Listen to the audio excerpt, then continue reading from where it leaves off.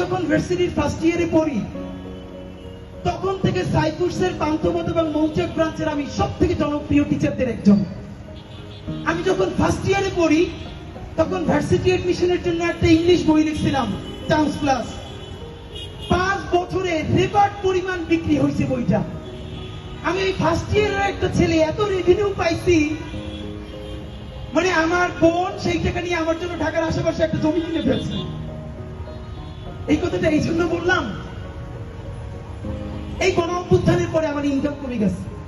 আমি একদিন ক্লাস নিলে ইনশাল্লাহ 10,000 টাকার চেয়ে বেশি পাইতাম 5টা ক্লাস। আমি আইএলটিএস এর যে প্রাইভেট ব্যাচ পড়াইতাম, স্পেশাল ব্যাচ শুধু রিডিং এর, সেখান থেকে অনেক বেশি ইনকাম হইতো। আমি গত 10 বছরে বাংলাদেশের অনেক কর্পোরেট প্রতিষ্ঠানে ইংলিশ ল্যাঙ্গুয়েজ ট্রেনিং করাই, ফনেটিক্স এন্ড প্রেজেন্টেশনের ওয়ার্কশপ করাই। বাংলাদেশে এবং বিদেশে হাজার হাজার শিক্ষার্থী আছে আমার, যাদেরকে গত 10 বছর ধরে আমি ট্রেন আপ করাইছি। এই কথাটা এই জন্য বললাম, পয়সা দিয়ে কেনার ক্যাপাসিটি আমার এই জন্য কারণ নাই। আল্লাহর অসীম রহমতে আমার পরিবারকে আল্লাহ ছোট লোক বানান না এবং গরিব বানান না। আমি গরিবটাকে বৈষম্যমূলক অর্থে বলছি না। আল্লাহ রাসূল নিজে পর্যন্ত চরম দারিদ্র থেকে মুক্তি চেয়েছেন। চরম দারিদ্র্যের কারণে মানুষ দুর্নীতি করে। যতটুকু দারিদ্র থাকলে দুর্নীতি করে, আল্লাহ আমার ওই দারিদ্রের মধ্য দিয়ে কোনোদিন নেন নাই। আপনারা দোয়া কইরেন আল্লাহ যেন আমারে ওই পরিমাণ দারিদ্র অথবা দুনিয়ায় আল্লাহ ছাড়া কোনোদিন কারো কাছে মুখাপেক্ষী না করে।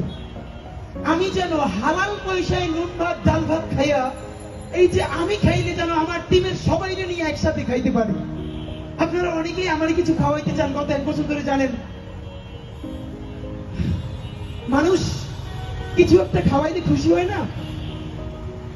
আমি ইদানিং মায়েরা, আমাদের বোনেরা সংসারের পর একটু যদি নতুন সংসার করে, ছোট্ট ছোট্ট জিনিস নিয়ে কেমনে সংসার করে তোলে না, এই ফিলিংটা আমার মধ্যে তৈরি হয়েছে। আমরা ইনকিলাব কালচারাল সেন্টার করছি, 30 লক্ষ টাকার বেশি আমাদের ওখানে খরচ হয়েছে। 10 টাকা 20 টাকা 50 টাকার জিনিস নিয়ে আমাদেরকে যে যা দিতে চায়, জানেন এই টিমের সবাই কেউ কোনোদিন বাড়ি নিয়ে যায় না, সব থেকে ভালো জিনিসটা সেন্টারে নিয়ে আসে।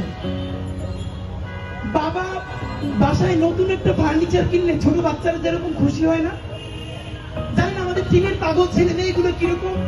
আপনি ওদেরকে এক সন্ধ্যা ভালো খাওয়াইতে চাবেন, জীবনে খাওয়াইতে পারবেন না। আপনি ওদের জন্য যদি বলেন সেন্টারে খুব ভালো একটা জিনিস কিনে দিবেন, ওরা এত খুশি হয়। আমার মনে আছে আমি চায়না গেছি পর, ওরা আমার বললো যে একটা ভিজিয়ে যে সাউন্ড রেকর্ডার ভালো দাম, আমি বলছি না এত পয়সা দিয়ে কিনতে পারবো না। কিন্তু এরপরেও আমি ওদের জন্য ম্যানেজ করে কিনে আছি। এটা ওদের কারণ, সেন্টারের জন্য। আমি আইনে যখন বের করছি, প্রত্যেকটা বাচ্চা মাস্টার্স পাস করছে। এটা দেখে এমন আনন্দ নিতেছে, মনে হয় যেন 2-3 বাচ্চারা একটা নতুন সাইকেল, একটা নতুন গাড়ি পাইলে যেরকম আনন্দে আপ্লুত হয়, ওরা এরকম করতেছে। সুতরাং আমার জানি এই নির্বাচনে জেতাটা না, নির্বাচনে জেতাটা খুবই আমাদের ছোট একটা কাজ। আল্লাহ চাইলে আমরা নতুন রাজনীতি নির্মাণ করে ফেলবো ইনশাআল্লাহ।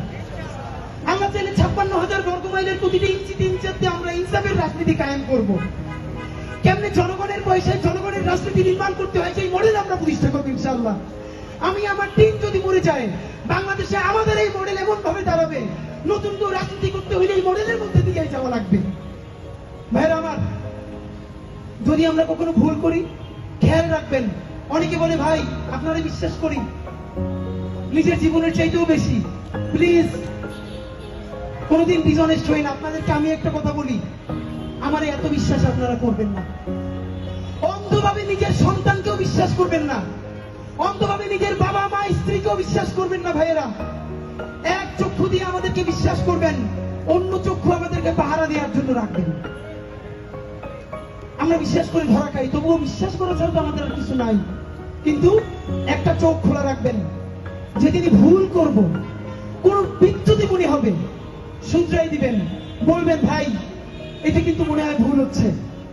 আমি, আমরা, আপনারা, বাংলাদেশের সবাই মিলে ইনশাআল্লাহ ঢাকা 8-এর এই রাজনীতিকে বাকি 299টা কনস্টিটিউতে ইনশাআল্লাহ পৌঁছাই দিব।